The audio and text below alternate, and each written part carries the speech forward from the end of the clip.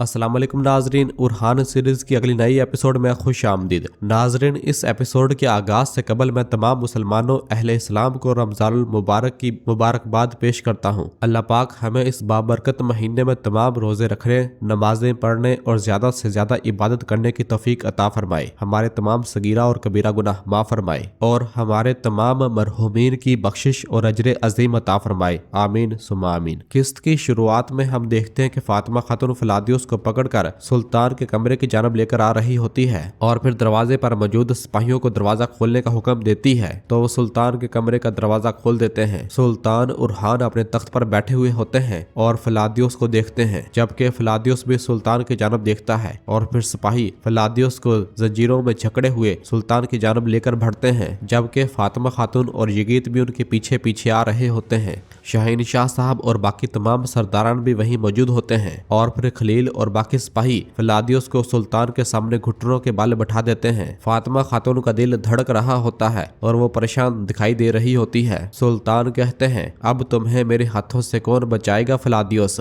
मैंने कहा कौन बचाएगा, और एकदम उठते हैं और अपनी तलवार निकालते हैं और फलादियुस पर वार करने ही लगते हैं। सीन रुक जाता है और फिर हमें 2 दिन पहले का वाकया दिखाया जाता है जहाँ पर पिछली एपिसोड का इख्तिताम हुआ था। सुल्तान उरहान, खलील और फातिमा खातून गैमले के किले की बुलंदी पर मौजूद थे। शहजादी अस्पोर्चा और उसकी फौज बाहर मौजूद थी। उन्हें देखते हुए सुल्तान कहते हैं, हमने दोस्ती की पेशकश की लेकिन गद्दारी देखी, हम इनका हिसाब खून से वसूल करेंगे। और फिर फलादियुस को देखते हुए कहते हैं, सबसे पहले अपने आप को बहादुर कहने वाले फलादियुस को सजा दी जाएगी, इसकी जगह अब मेरे कदमों के नीचे है। ये सुनकर फातिमा परेशान हो जाती है और फिर सुल्तान कहते चलो, और वो सब नीचे की जानब रवाना होते हैं, जबकि नीचे दरवाजा बंद किया जा रहा होता है और जरकुतै सबसे मुखातब होकर कहता है, ना सिर्फ बाज़ंतीनी और अरितना अमारत, यहाँ तक कि अगर ये सब इकट्ठे हो जाएं तो कोई भी इस किले को हमसे नहीं छीन सकता। अगर जरूरत पड़ी तो हम अपने खाली हाथों से मुजाहमत करेंगे। चलो चलो। और सिपाहियों का जोश और वलवला बढ़ाता है और फिर सुल्तान नीचे आते हैं तो एक सिपाही बताता है, हम किले के दरवाजे मजबूत कर रहे हैं लेकिन हमारा गोला बारूद ज्यादा देर नहीं चलेगा मेरे सुल्तान। तो सुल्तान कहते हैं, फिक्र ना करो, जब जंग शुरू होगी तो हमारे सामने एक बर्बाद फौज होगी, चलो। और फिर फातिमा खातून सुल्तान से कहती, हमारी तादाद बहुत कम है मेरे सुल्तान, ये कैसे मुमकिन होगा? सुल्तान कहते, हम इन गद्दारों के सारे एक दूसरे के ऊपर रखकर इस कुएं से निकलेंगे इंशाल्लाह। शाबाश,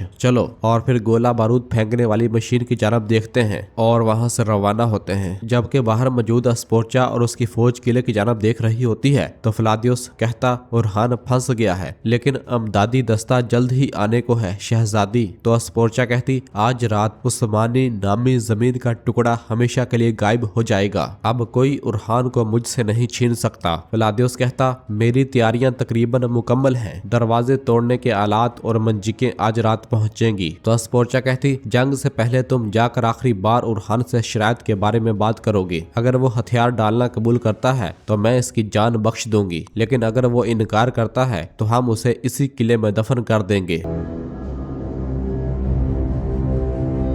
जबकि उधर बोरसा में हम देखते हैं कि हलीमा ने जब दुर्सुन को तीर मारा हुआ होता है और वह जमीन पर गिरा पड़ा होता है तो उसे एकदम होश आता है और वो उठने की कोशिश करता है और वो उठकर पीछे की जानब हलीमा को देखता है और कहता, तुम एक दिन मुझे समझ जाओगी सरदारजादी। और फिर उठता है और वहां से भागने लग जाता है। उसे भागता हुआ देखकर हलीमा कहती, तुम्हारे लिए कोई फरार नहीं है करासी ओगलू, और उसके पीछे भागती है। जबकि इधर दरसून भागता हुआ अपने घोड़े के पास आता है और उस पर सवार होकर वहां से भागने लग जाता है तो हलीमा सिपाहियों से कहती, सिपाहियों इसे पकड़ो। सिपाही जैसे ही पकड़ने लगते हैं तो दरसून उन्हें धकेलता हुआ वहां से भाग निकलता है, जबकि हलीमा भी भागती हुई अपने घोड़े के पास आती है और उसे खोलने लग जाती है। जबकि दूसरी जानब जंगल में हम देखते हैं कि जब उन नामालूम लोगों ने गोंजा और अलाउद्दीन को पकड़ लिया होता है और उन पर अपनी अपनी तलवारें तानी हुई होती हैं तो इस दौरान एक काई सिपाही उन पर तीर बरसाता है और जैसे उनका ध्यान भटकता है अलाउद्दीन साहब और गोंजा उन पर हल्ला बोल देते हैं और उनसे लड़ने लग जाते हैं, जबकि बाकी काई सिपाही भी भागते हुए वहां पर आ जाते हैं और वो सब उन नामालूम लोगों से लड़ने लग जाते हैं। अलाउद्दीन साहब और गोंजा भी बहादुरी के साथ उनका मुकाबला करते हैं और उनके सामने आने वाले हर एक को मौत के घाट उतारना शुरू कर देते हैं। गोंजा जब लड़ रही होती है तो पीछे से एक सिपाही उसे मारने के लिए आगे बढ़ता है और जैसे ही पीछे से उस पर अपनी तलवार से वार करने लगता है तो अलाउद्दीन साहब गोंजा पुकारते हैं। इसी दौरान एक काई सिपाही उस पर तीर बरसाकर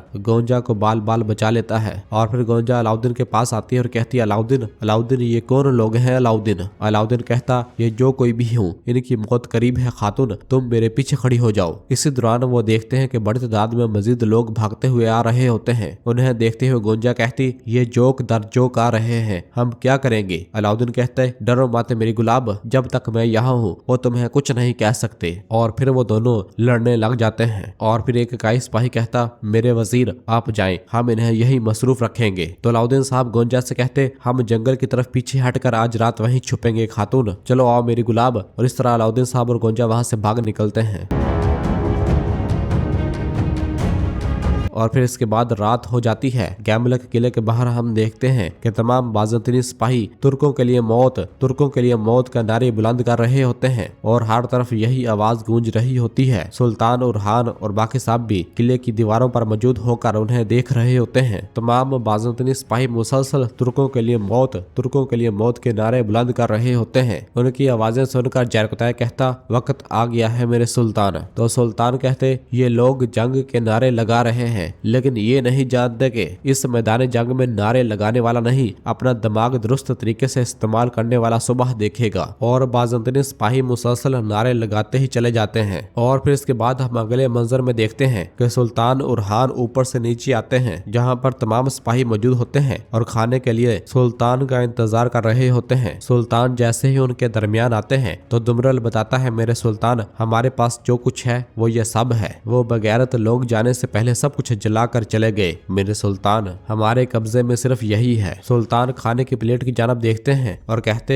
मेरे अल्लाह का शुक्र है, हमारे रसूल अकरम सल्लल्लाहु अलैहि वसल्लम जंगों के औकात में एक खजूर और एक प्याला पानी के साथ रोजा रखते थे। जब नीयत हक की हो तो कम रिज़्क में बरकत और फरावानी हो जाती है, हमारे लिए यही काफी है। सब कहते अल्हम्दुलिल्लाह। उरहान साहब और बाकी सब बैठ जाते हैं और रोजा रखने के लिए सहरी करते हैं और वो सब बिस्मिल्लाह पढ़कर अपनी अपनी खजूर खाते हैं। जबकि बाहर खड़ी शहजादी अस्पोर्चा फिलादियोस को किले के अंदर जाने का इशारा करती है तो फिलादियोस अंदर की जानब रवाना होता है। वो जैसे ही अपना घोड़ा किले की जानब दौड़ाता हुआ आ रहा होता है तो उसे देखते हुए एक सिपाही बताता है, मेरे सुल्तान फिलादियोस आ रहा है। यह सुनकर जरकुतै कहता, वो हमें हथियार डालने को कहेगा। सुल्तान कहते, उन्हें अंदर आने दो। और फिर सिपाही दरवाजा खोल देते हैं और मुस्तफा फिलादियोस को लेकर अंदर दाखिल होता है और सुल्तान सबसे मुखातब होकर कहते हैं, अल्लाह ने हमें फिर से बाबरकत महीने रमजानुल मुबारक से मिलवाया है। अजीम अल्लाह इन रोजों को कबूल फरमाए जो हमने पूरे किए और जो हम पूरे करेंगे इंशाल्लाह। सब आमीन कहते हैं। फिलादियोस भी अंदर दाखिल होकर ये सारा मंजर देखता है कि सब लोग रोजे रख रहे हैं और करीब आकर फातिमा को देखता है, जबकि फातिमा भी गुस्से से फिलादियोस को देखती है। फिलादियोस बोलने लगता है कि मैं यहाँ शहजादी के। तो मुस्तफा उसकी बात काटते हुए कहता, सुल्तान ने तुम्हें बोलने की इजाजत नहीं दी। तो फिलादियोस खामोश हो जाता है और फिर सुल्तान कहते हैं, अगर तुम यहाँ बतौर कासद ना आते तुम्हारा सर तुम्हारे जिस्म से अलग हो चुका होता फिलादियोस।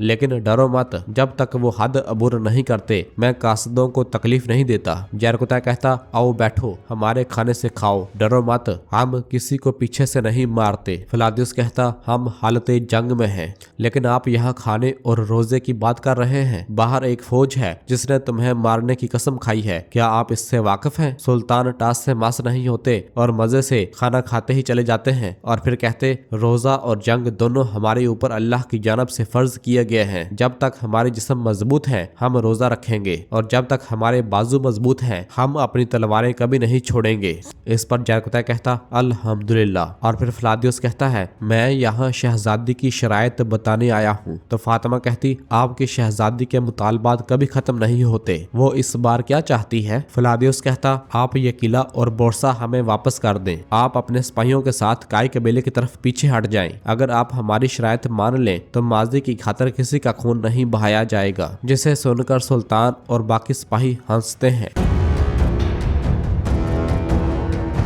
और नाजरीन इसी जगह पर एपिसोड खत्म करते हैं। मिलते हैं बहुत जल्द अगली एपिसोड के साथ। वीडियो को लाइक कर दें और जिन दोस्तों ने अभी तक चैनल सब्सक्राइब नहीं किया वो जल्दी से चैनल सब्सक्राइब कर दें और बेल आइकन यानी घंटी वाले निशान को भी प्रेस कर दें ताकि आने वाले एपिसोड्स आपको आसानी मिल सकें। दुआओं में याद रखें। अल्लाह हाफिज।